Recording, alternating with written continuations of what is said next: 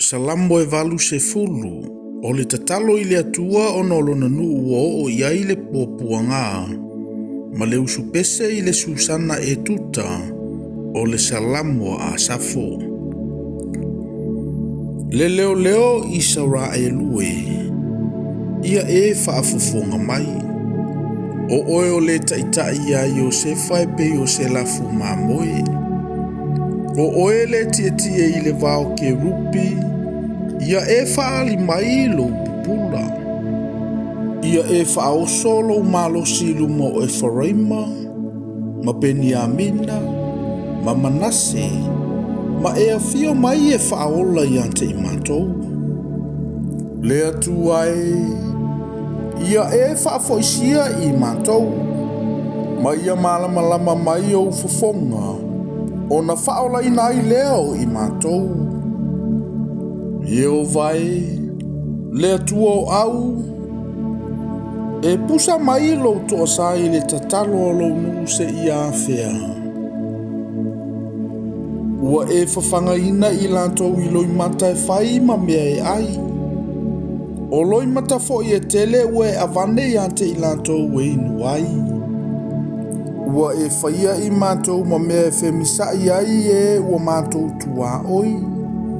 Ua tauemo mai fo i ante i matou o e ita mai ante i matou. Le atua o aue, ia e toe whaafo isia i matou. Ma ia malama mai o ufafonga, o na whaola i nai leo i matou.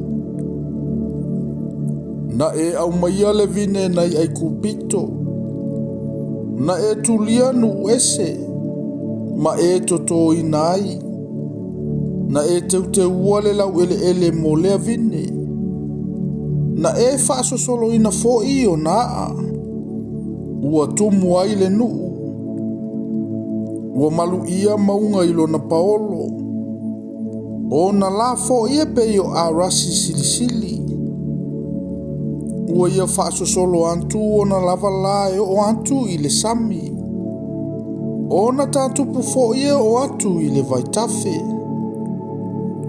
Se ale mea na e solo iai o na paa, ina ia tau o na fua i lanto uma o e uiane i le ala. Ua whaatauma o iai e le puaa ma i le vao, o manu foi e tataa lanto te ai. Le atua o a ue, ia e toi foi mai lava, ia e sila mai le langi, ma e sila fia, ma ia e asi le nei vine. O le pongai lava na toto ina e loa ao tau matau.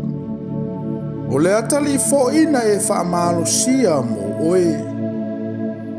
Ua susunu ina i le afi, ua tuu i lalo. E whano i lantou i lea o inga ma i ufafonga. Ia whae e loa ao i lunga o le tangata o loa ao tau matau. O le atali o le tangata na e whaamalo sia mo oe. Mātou te le tu umuli i ante oe. Ia e whaola mai i ante i mātou. O na mātou wala au atu ai lea i lo suafa. Ieo vai, lea tua o au. Ia e whaafo isia i mātou.